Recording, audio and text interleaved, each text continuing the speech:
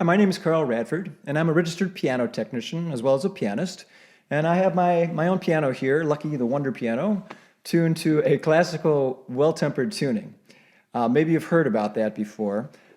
Feel free to check out some of my other videos where I compare this kind of tuning, the classical tuning, to the modern tuning. Well, a lot of people ask me when I tune their pianos, what do they have to do that's different? How do they play differently? How do they interpret differently? And that's what this series is about, this series of videos.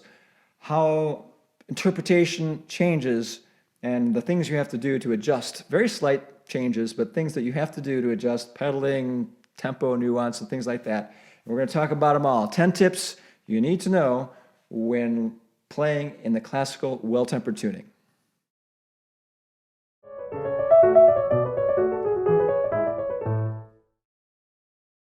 So the first tip is listening. Now I know that sounds kind of obvious. Of course you listen when you play the piano. Who doesn't?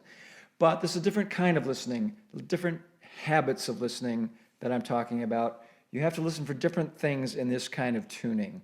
And once you get used to it, it's no problem, but you do have to listen differently. Let me explain that a little bit this way. I often give these performance lectures where I tune 3 different pianos to 3 different tunings and demonstrate music on them and kind of describe the differences. And a lot of people afterwards like to kind of come up afterwards and play on the piano that I've been demonstrating on. And one time this very talented pianist came up and played one of the same pieces that I played. I played this Brahms intermezzo.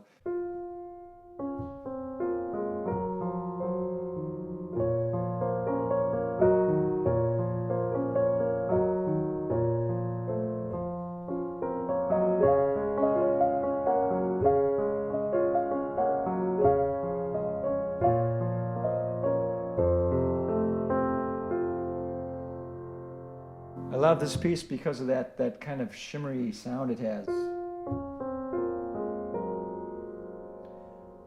And it's one of my favorite things about this kind of tuning. Doesn't exist in the modern kind of tuning. And so when he played it, though, he came up and he played it like this. And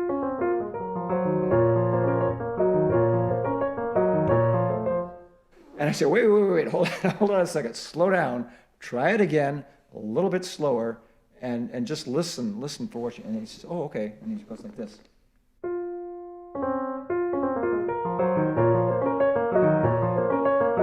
I said, no, wait, slow down, way down, and listen, really listen, and try it again. And I said, oh, okay, I get it.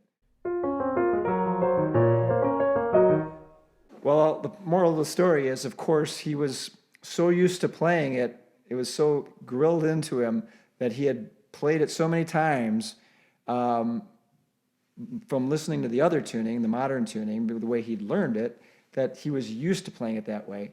And in that tuning, it's probably fine to play it that fast, but you lose so much in this kind of tuning, and you have to listen differently. What happens is it goes from when you're practicing in a particular tuning, you're hearing subconsciously or not, you're hearing these kinds of vibrations. And some people hear those vibrations better than others.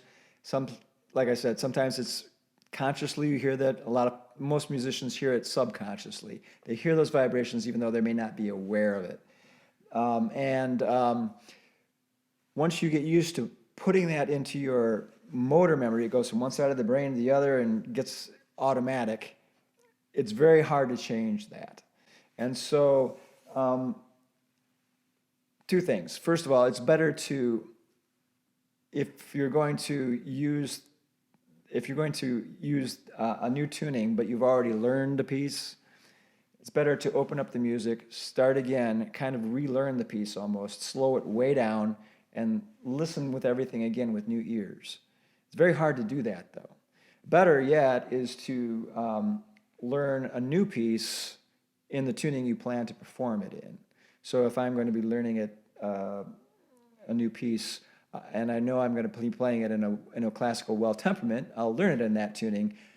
That way, I'll listen for things as I'm learning it, and as I'm already playing it slowly. So, and when I'm learning it, and I'll hear things automatically. Whereas if you have to adjust to a new tuning, that takes a little more, I don't know, slowing down and just re-listening.